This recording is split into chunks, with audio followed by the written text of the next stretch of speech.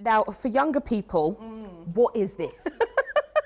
This is one of the earliest computers I used, because I used to be a computer programmer before I was an author. So this is with a floppy disk drive.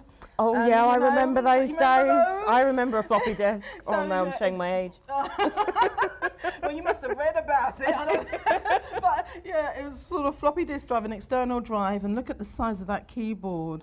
Welcome to your exhibition. Oh, thank you. I mean, goodness me, I'm still pinching myself. One of the things that struck me the most when walking around is the rejection letters that you had. Why was that included in the exhibition? Some lucky people might get their first book accepted first time. I was not one of them. And I had sort of like, I wrote 8 or 9 different books and had 82 rejection letters before someone said yes. So I wanted to kind of have all the times when I'd failed, as well as the times where I might have succeeded as part of the exhibition. I urge you, Noughts and Crosses alike, to protect your identity.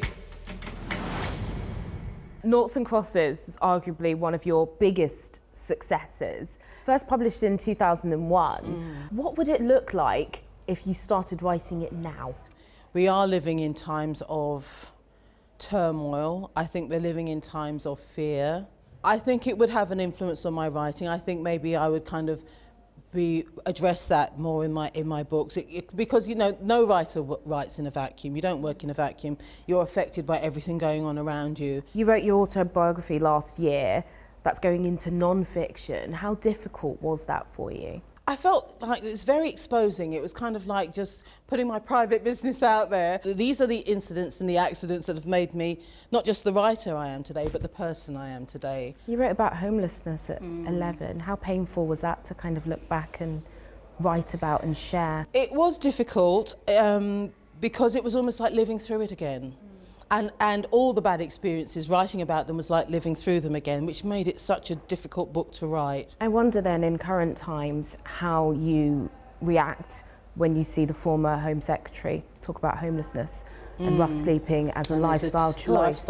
Yes. Well, I think there speaks a woman who has never gone through it, and I think for anyone to be able to say that, they have not gone through it, they don't know the reality of being homeless and so on. So, you know, that was her point of view. I think she was fundamentally wrong. Do you worry sometimes when you speak about politics that you might get a backlash or a label of being called woke or anything like that? For me, it was always about, can I look in the mirror and not wince, because, you know, I haven't been true to my principles and values, and that's all. That's the only criteria that, you know, I kind of go by. Some of your biggest fans are some of music's greats. Stormzy, Tiny Temper. I'm just a writer from the ghetto like Malorie Blackman. So with or without signal, we're major. When you hear that they are your fans, how does that make you feel? Does it make you glow inside? It kind of looks like it does. Well, I'm not going to lie, I mean, I find it really flattering. Stormzy recently said that he hopes that his legacy is more books than music, which I thought was surprising. Are you surprised by that? Because you've met him several times and you must know about his love of books as well. Oh yes, but I think his legacy is going to be both, no doubt about it. I have so much admiration for that man. He's a mover and a shaker and he gets things done. What do you want your legacy to be? If I have any legacy at all, I would like it to be that the creative arts, scientific field, whatever, is open to everybody, whatever your background. Don't feel that those doors aren't open to you. And if they are closed, kick them in, you know, sort of find a way to get in there. So I hope what it does is it inspires other people to kind of think, well, if she can do it, I can do it. Malorie Blackman, thank you very much indeed. Thank you. It's been my pleasure.